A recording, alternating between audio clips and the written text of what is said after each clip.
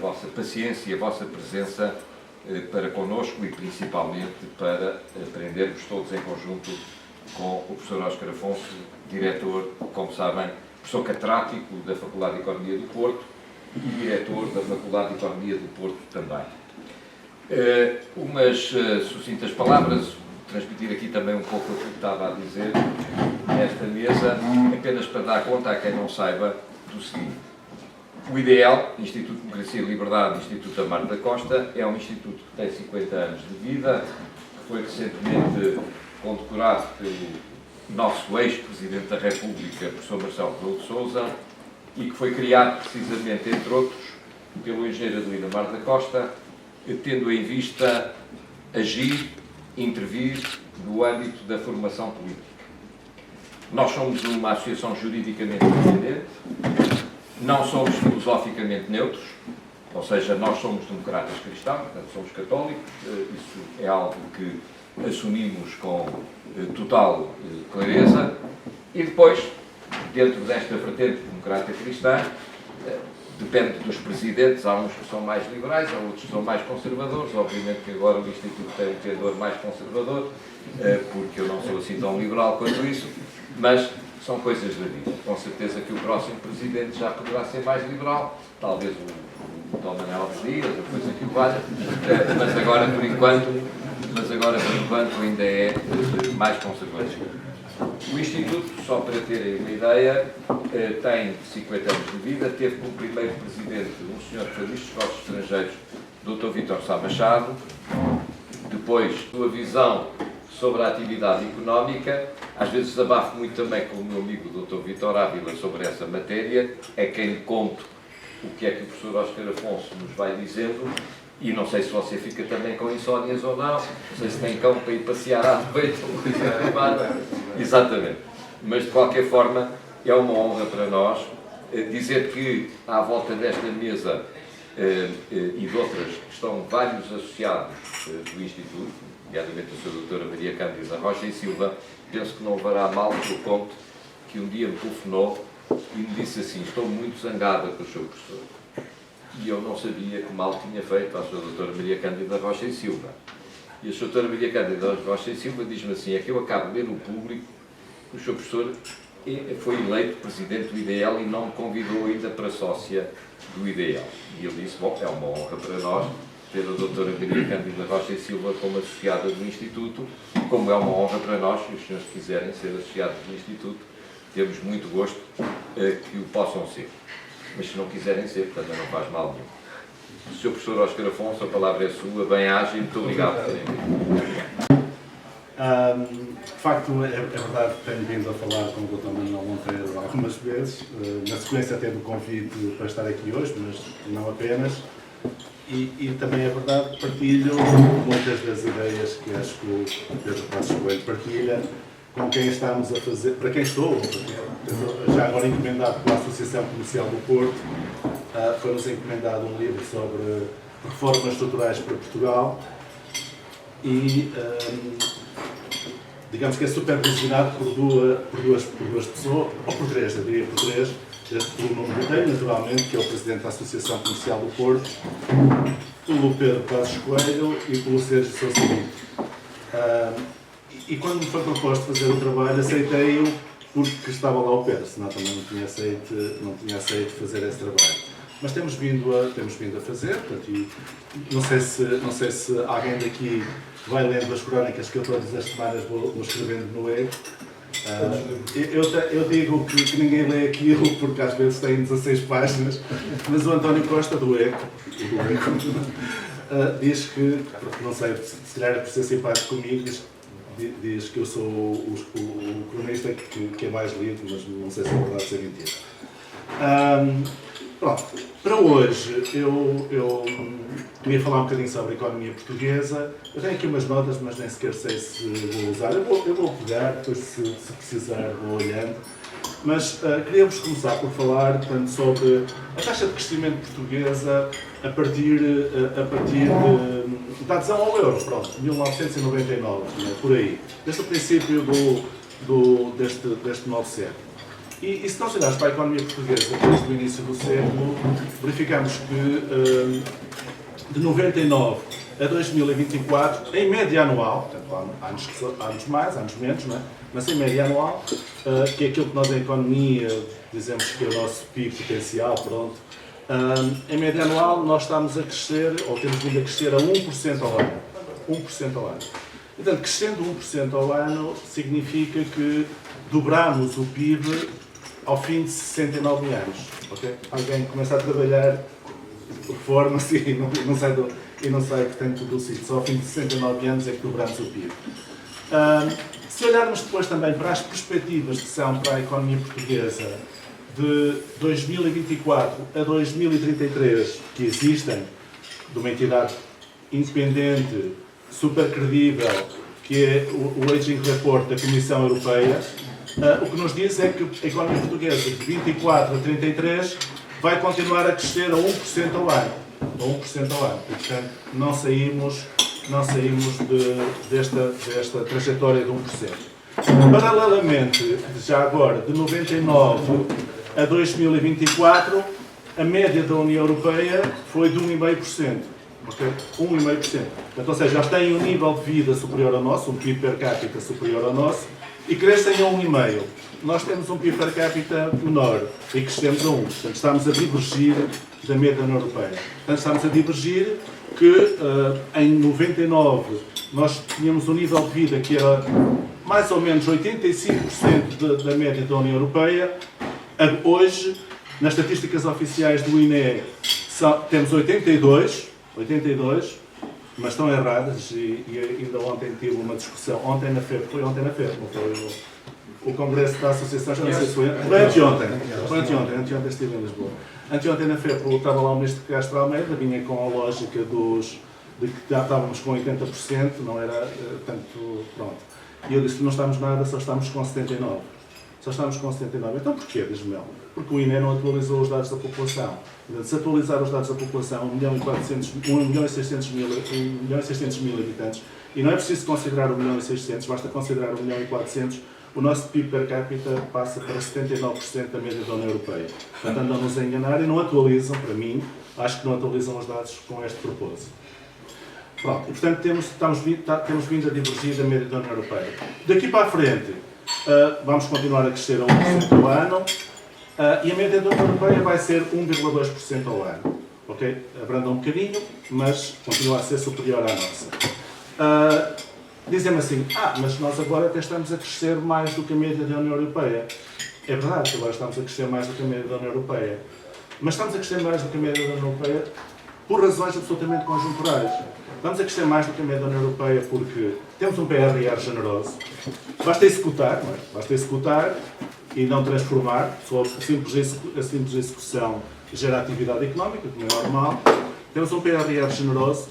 Tivemos um boom de turismo. Eu acho que até estamos a beneficiar do facto de existirem guerras, a guerra da Ucrânia e agora a guerra do Médio Oriente. Também nos pode ajudar dessa forma, de alguma maneira, que desvia turismo para Portugal. Não é? Portanto, as pessoas afastam-se da guerra. Portanto, tivemos um boom de turismo muito acelerado que está a diminuir, ou que vinha a diminuir drasticamente, não sei o que é que vai acontecer agora, mas vinha a diminuir drasticamente, e podemos mais à frente falar sobre isto. Sei lá, ou podemos falar já, em 2023 a nossa taxa de crescimento foi 3,1%, em 2024 caiu mais de um ponto percentual e a queda de um ponto percentual foi a queda no turismo. E o turismo representa nesta taxa de crescimento cerca de 60% da taxa de crescimento. Pronto, mas isto então é o que se passa, portanto aqui para a frente vamos continuar a crescer a 1%, estamos a crescer momentaneamente mais, PRR generoso, boom turismo e recebemos desde 2017 a 2024 uma média anual, recebemos 170 mil imigrantes por ano. Ora, com 170 mil imigrantes por ano, claro que aquilo tem que gerar atividade económica, não é? E tem que gerar crescimento. Nós na faculdade perguntámos, mas então com estas condições, mesmo que tivéssemos em conta o nosso padrão de especialização, que é um padrão de especialização que nós sabemos que é algo que é preciso mudar e contra o qual nós estamos contra muitas coisas, mas em particular contra esta forma de organização do Estado e contra o padrão de especialização assentem atividades de baixo valor acrescentado, mesmo com isto, mesmo com o padrão de especialização e com a estrutura que temos da organização do território, com estas coisas todas, boom turismo, PRR generoso, 170 mil imigrantes por ano, nós deveríamos estar a crescer 4%. Eu não consigo compreender porque é que só estamos a crescer à volta dos 2%. Eu não consigo compreender. É que não consigo, não tenho mesmo explicação para isto. A explicação que eu tenho é, bem, ou existe muita economia paralela, e de facto existe, porque nós na faculdade também temos um estudo sobre isso, que está publicado numa revista científica internacional, que vai com dados até 2023 ou 2024, já não posso precisar, e a economia paralela de 17 para agora aumentou bastante. É isso que ali se diz. Portanto, pode ser essa uma razão. Outra razão pode ser que nós não temos de facto tantos imigrantes, porque entretanto, se calhar já receberam a nacionalidade portuguesa e já emigraram para outros países europeus. Também pode ser essa a explicação. Portanto, ou então será um misto destas duas coisas. Pronto. E portanto é isto que está a acontecer. E, portanto, reparem, se o Aging Report prevê e não altera isto, que nós vamos continuar a crescer a 1% ao ano, sendo que, por exemplo, lembro-me de um ano onde vamos crescer menos que em 2034, que eles apontam que a nossa taxa de crescimento vai ser 0,34%. Se vamos crescer a isto, a pergunta que se faz que eu posso fazer é, bem, então o PRR, de facto, foi só execução, não foi transformação. Porque não transformou nada, porque nós continuamos a crescer a 1%. Não é? Portanto, continuamos a crescer a 1%. E nós perguntámos na faculdade, bem, mas então, qual é que devia ser o desígnio nacional? E nós dissemos, bem, o desígnio nacional deveria ser, num prazo razoável, nesse 2034, colocar Portugal onde já esteve, que é na primeira metade dos países, na primeira metade, sim, dos países com maior nível de vida per capita da União Europeia. E o que é que nós perguntávamos, mas então o que é que era preciso para que isso acontecesse? O que é preciso para que isso aconteça? E o que é preciso para que isso aconteça é que nós tenhamos uma taxa de crescimento superior à média da União Europeia em 1,4 pontos percentuais. 1,4 pontos percentuais. Portanto, se nós, por isso é que às vezes escrevi no ECO isso, na altura, quando começou esta história, quando começaram as minhas crónicas no ECO, eu dizia que tínhamos que crescer 3%. E 3% vinha daí, porque se a média da União Europeia era 1,5, somava 1,4, dava 2,9 e, portanto, arredondava para os 3. Mas pronto, mas vamos admitir que a União Europeia vai crescer menos, agora, para a frente. De facto, o Aging Report prevê apenas 1,2, portanto 1,2 com 1,4 teria de dar 2,6, mas vamos até ser mais pessimistas e dizer que a União Europeia só vai crescer 1% e, portanto, que vai crescer por causa das guerras da Ucrânia, que impactam muito, de facto, nos países do leste, nomeadamente na Alemanha, mas também porque a concorrência da China é grande, por outras razões, portanto, pelas políticas das tarifas do Trump, por tudo isso, vamos admitir que só é 1%. Então nós tínhamos que estar a crescer, pelo menos todos os anos, 2,4% ao ano. Mas não estamos a crescer 2,4% ao ano. Não estamos mesmo. O ano passado foi 1,9%, este ano prevém 2,3%, mas vão ver que vai ser 1, não sei o quê. E portanto acaba a execução do PRR e caímos para o menos do 1%, porque estes anos aqui vão fazer a média para dar o tal 1%. E, portanto, tínhamos que crescer 1,4 para estar na primeira metade dos países mais envolvidos. Este 1,4 acima dos países mais envolvidos permitia-nos ainda outra coisa. O que era? Era então estar nesta primeira metade e, além disso, não perder população. Porque se nós não crescermos, obviamente perdemos população. Mesmo os imigrantes não ficam cá, depois da nacionalidade vão-se embora. E, portanto, para não perder população nacional ou imigrante, nós precisávamos de crescer a 1,4%. E, portanto, se só crescermos 2,4%, assumindo que a União Europeia vai crescer a uma média de 1%, nós, nesse caso, e tendo em conta os imigrantes que já estão cá, iríamos precisar nos próximos anos mais ou menos 80 mil imigrantes por ano. Não os 170, à volta de 80 mil imigrantes. Isto se mantivermos o padrão de especialização. Mas eu acho que nós devemos alterar o padrão de especialização. Pronto, e agora nós perguntamos, mas então porquê que isso acontece? Isto acontece porque existem uma série de bloqueios, não é? Não vou estar agora aqui a identificar todos os bloqueios, mas os bloqueios basicamente passam por esta forma de organização do Estado, passam pelo padrão de especialização e em particular passam, por exemplo, pelo investimento. A nossa taxa de investimento, para quem não sabe, a nossa taxa de investimento em percentagem do PIB, em 1999, rondava aos 30%, a taxa de investimento rondava aos 30%, nós agora, com a execução do PRR, nós chegamos aos 20%. Estão a ver? Portanto, em 99, acho que é alarmante, em 99, a nossa taxa de investimento era 30% do PIB, em 2024, 2025, a taxa de investimento não chega aos 20% a percentagem do PIB, mesmo com o PRR. E, portanto, há aqui um problema, portanto, sem investimento. Quais são os motores do crescimento? Basicamente, os motores do crescimento, de uma forma sustentada, são a quantidade e a qualidade dos fatores produtivos. Ora, e as instituições? As instituições, as nossas instituições deixam muito a desejar. Eu estou a falar, nomeadamente, da lei, da ordem, da justiça, da saúde, da educação. Portanto, as instituições, aquilo que fez ganhar o Prémio Nobel ao Acemoglu, ao Robinson e ao Johnson. Portanto, eles falam nisso, nas instituições. E a quantidade e a qualidade dos fatores. Quando falo em fatores, estou aqui a pensar, sobretudo, no trabalho e no capital. No trabalho, é naturalmente as pessoas, não é? Precisamos de gente. E depois os fatores em quantidade e em qualidade, já agora. E, portanto, em quantidade precisamos das pessoas e na qualidade precisávamos de capital humano. Portanto, a educação, a formação. Pronto. E o outro fator é o capital. Portanto, o capital tem a ver, em quantidade, é o investimento, não é? É o investimento, portanto, são as máquinas, os equipamentos, e a qualidade, que é a tecnologia. É a tecnologia. Portanto, basicamente, se um país quiser crescer, tem que ter isto, tem que ter boas instituições e ter dotações fatoriais em quantidade e em qualidade suficiente que lhe permitam crescer. As nossas instituições deixam muito a desejar, vejam o caso da justiça, sobretudo a justiça administrativa e a fiscal, pelo menos essas duas, não é? Deixam muito a desejar. Pronto, e portanto não acho que tenhamos muito boas instituições. A educação, tivemos uma melhoria significativa, mas depois temos um padrão de especialização que não consegue reter os jovens, não é?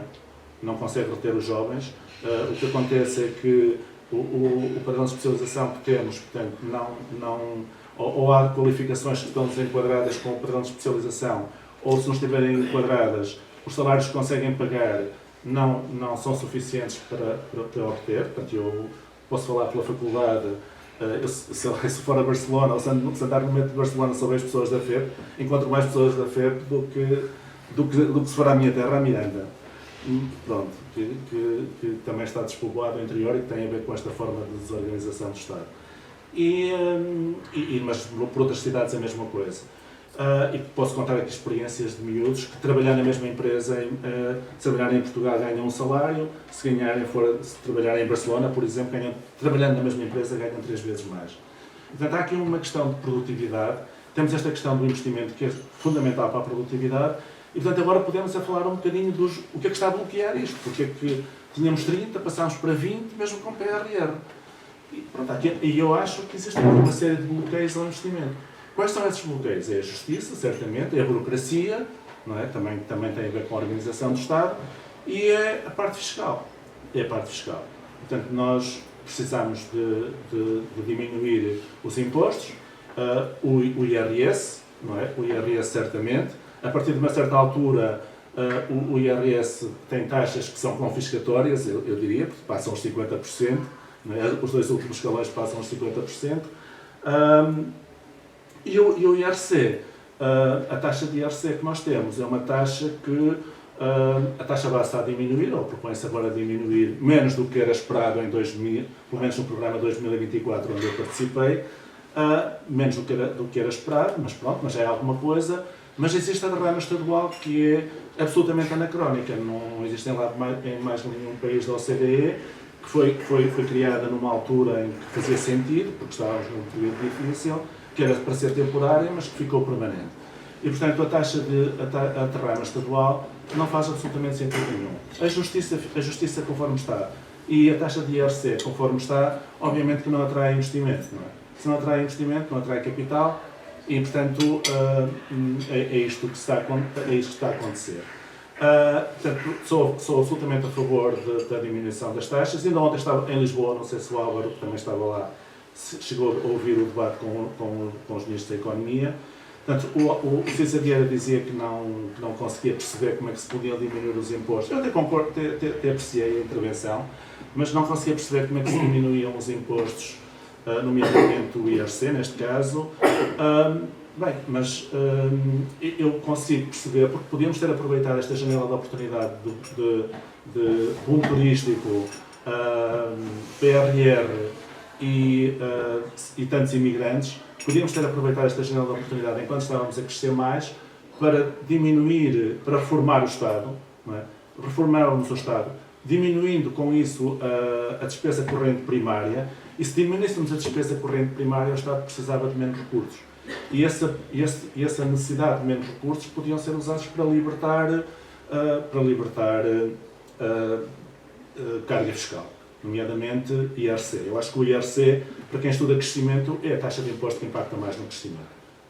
O IRS também, porque retém talento, é verdade, mas o IRC é aquela taxa que, no curto prazo, mais impacta no crescimento. E, portanto, é absolutamente necessário diminuir a derrama estadual e a carga e o valor que não se arrecada por causa disso podia ser obtido pela reforma do Estado, aproveitando esta janela de oportunidade, não é? Mas não foi feito nada disso. Portanto, o tempo está a passar, o boom do turismo já vinha a diminuir, portanto, não sei o que é que vai acontecer agora com a guerra no Médio Oriente, se vão desviar mais turistas para aqui ou não, não posso falar sobre isto, não sabemos. Mas já se perdeu, mas tendo em conta a trajetória que tinha vindo a acontecer, essa janela de oportunidade do turismo perdeu-se, a menos que se abra outra. O PRR vai acabar e, portanto, também já não há tanto dinheiro para executar. E, portanto, acho que se perdeu esta oportunidade e por isso é que a taxa de crescimento proposta pelo Aging Report continua a ser de 1% e portanto, não conseguimos transformar a economia, conseguimos executar, ter mais atividade, mas não conseguimos transformar a economia. Portanto, há este problema ao nível do investimento e depois, paralelamente a isto, eu acho que para alterar o padrão de especialização, obviamente que o Estado tem que dar sinais com as políticas, com incentivos. E eu ainda disse isso ao Castro Almeida, também anteontem, disse-lhe como é que não conseguia perceber como é que quer no PRR, quer no Portugal 2030, nos critérios de atribuição dos fundos, não estavam indicadores como o valor acrescentado e a produtividade. Se vocês forem ver os critérios, esses não estão lá, e eu não consigo perceber porque é que não estão lá. E, portanto, se nós quisermos alterar o padrão de especialização, obviamente na atribuição dos fundos têm que estar critérios relacionados com o valor acrescentado e com a produtividade.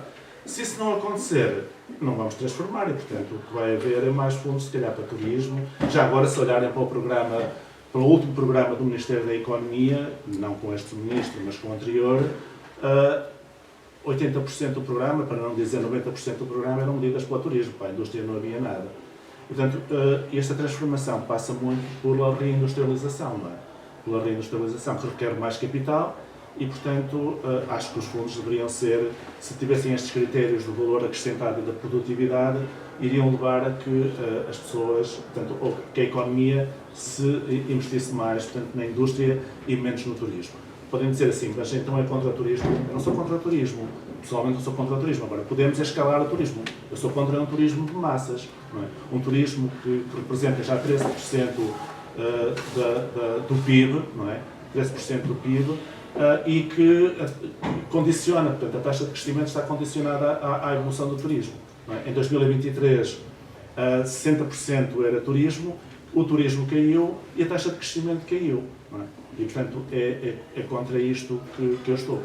Portanto, acho que se devem eliminar os tais bloqueios ao investimento, tem muito a ver então com a justiça, com a burocracia e com a carga fiscal, e com estas políticas de mudança dos critérios na atribuição dos fundos comunitários. Também vos gostava de dizer que, pronto, portanto, porque se não alterarmos isso não conseguimos ter talento e, portanto, jovens. A propósito dos jovens, nós comparamos muito bem com a média da União Europeia, pelo menos até aos 34 anos. Não comparamos bem nem toda a população ativa, é verdade, porque depois a população ativa a partir dos 34 anos é menos qualificada, e, portanto, está mais em conformidade com o padrão de especialização que nós temos, não é? Mas não, até aos 34 anos comparamos muito bem, e, portanto, a especialização que está feita não está feita para acomodar estes jovens que acabam por emigrar porque não estão disponíveis para ganhar o pouco que a economia lhes pode oferecer. Já agora, também o padrão de especialização depois também está muito relacionado com o facto de, se calhar aqui há muitos empresários, não sei se vou dizer uma heresia, mas acho que não, pelo menos aqui na sala, mas porque a formação dos empresários é pior do que a dos jovens, não é? Ou seja, tem menos qualificações do que a dos jovens e, portanto, também isso também impacta naturalmente na gestão. Também, anteontem em Lisboa, um dos oradores foi o Luís Cabral, portanto, que é um reputado economista da Universidade de Nova Iorque, e ele dizia que a qualidade da gestão, apontava para a qualidade da gestão e, portanto, para o facto de em Portugal as qualificações dos empresários serem reduzidas quando comparado com a dos jovens, que é verdade, eu tenho aqui números, podia falar-vos aqui dos números, mas ela até dizia que a média, portanto, comparava a qualidade da gestão pela produtividade das empresas, e a produtividade nos Estados Unidos era muito maior do que a portuguesa, e ela dizia, bem, mesmo que eu tire as 14% das empresas piores, ainda assim não chego à média da produtividade dos Estados Unidos. E, portanto, a qualidade da gestão em Portugal também deixa muito a desejar, provavelmente também motivado por esta questão da formação, mas não apenas, mas também do investimento. Portanto, está tudo distorcido, acho eu, em Portugal. Pronto, também gostava de deixar aqui uma mensagem de esperança depois deste cenário assim tão negro, que é dizer, há muita gente que anda preocupada com a IA. Eu acho que a IA pode melhorar a produtividade, acho que nos pode ajudar aqui um bocado a melhorar a produtividade, e há muito, sobretudo nos mais jovens, há muitas empresas têm tido muito sucesso e que estão a ter muito sucesso, e portanto eles têm que estar mais preocupados se calhar do que nós, porque vão ter que lidar com isso durante mais tempo, e isso vai impor uma desatualização maior, se calhar, em muitas profissões. Mas é verdade que momentaneamente pode até substituir muito emprego, mais rotineiro, mas eu sinceramente não estava muito preocupado com a IA, acho que é uma coisa boa, porque se eu olhar para a história económica, sempre que houve alguma revolução, e por exemplo se olhares para a Revolução Industrial, para não ir mais atrás, mas sempre que houve alguma porque a IA no fundo é um bocado como a máquina a vapor, como a eletricidade, como a roda, não é? Como essas que nós em economia chamamos tecnologias de aplicabilidade geral, mas não ficava muito preocupado porque tenho a certeza quase absoluta de que, passado este curto prazo em que há aqui alguma indecisão ou alguma indefinição, vão aparecer novas profissões que, tanto mais do que vão compensar as perdas havidas. E, portanto, a mão de obra vai ser sempre precisa. E, portanto, devemos aproveitar a inteligência artificial em nosso favor, no sentido, portanto, de aumentarmos ou podermos aumentar a produtividade. Mas com o padrão de especialização que nós temos, vejo as coisas muito mal paradas. Pronto, e era isto que tinha assim para vos dizer, assim, em traços mais genéricos, e punha-me à disposição de perguntas, que parece-me que é mais interessante do que eu estava aqui a falar. Não sei.